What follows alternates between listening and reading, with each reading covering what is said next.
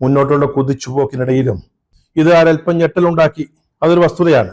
പക്ഷെ കോൺഗ്രസിന്റെ നേതൃത്വം വളരെ കൃത്യമായ നിലപാടുകൾ എടുത്തു, ചില നടപടികൾ സ്വീകരിച്ചു. രാഹുൽ മാങ്കൂട്ടത്തിനെതിരായിട്ടൊരു ശബ്ദരേഖ പുറത്തു വന്നതായിരുന്നു കാരണം.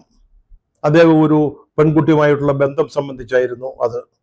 അതിന്റെ തെളിവുകൾ പുറത്തു വരികയോ അല്ലെങ്കിൽ ആരെങ്കിലും അത് സംബന്ധിച്ച് പരാതി പോലീസിലോ അധികാര സ്ഥാനങ്ങളിലോ നൽകുകയോ ഒന്നും ചെയ്തിരുന്നില്ല.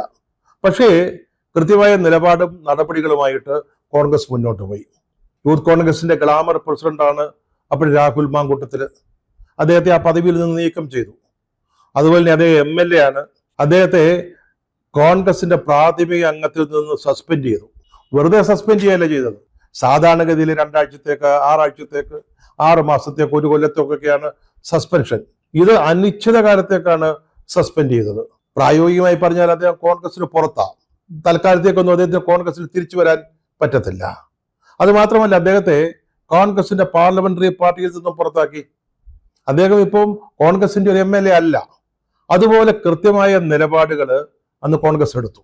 ഇതൊക്കെ സാധാരണഗതിയിൽ ഒരു ജനാധിപത്യ പാർട്ടിക്ക് ചെയ്യാവുന്നതിൽ അപ്പുറമായ കാര്യങ്ങളായിരുന്നു. പറഞ്ഞല്ലോ, തെളിവുകൾ പുറത്തു വരുന്നതിന് മുമ്പ് അല്ലെങ്കിൽ ഒരു പരാതി ഉണ്ടാവുന്നതിന് മുമ്പ് അദ്ദേഹത്തിനെതിരായിട്ട് ഇത്തരത്തിലുള്ള നടപടികൾ കോൺഗ്രസ് സ്വീകരിച്ചത് ഒരുപക്ഷെ കോൺഗ്രസിന്റെ തന്നെ ചരിത്രത്തിൽ ഇതാദ്യമായിരിക്കണം. കേരളത്തിൽ മറ്റൊരു രാഷ്ട്രീയ പാർട്ടിയും ഇതുപോലെ വേഗതയിൽ, ഇതുപോലെ കൃത്യമായ നടപടികൾ ഇത്തരത്തിലുള്ള ഒരു ആരോപണം ഉണ്ടായപ്പോൾ എടുത്തിട്ടില്ല എന്ന കാര്യത്തിൽ യാതൊരു സംശയവുമില്ല.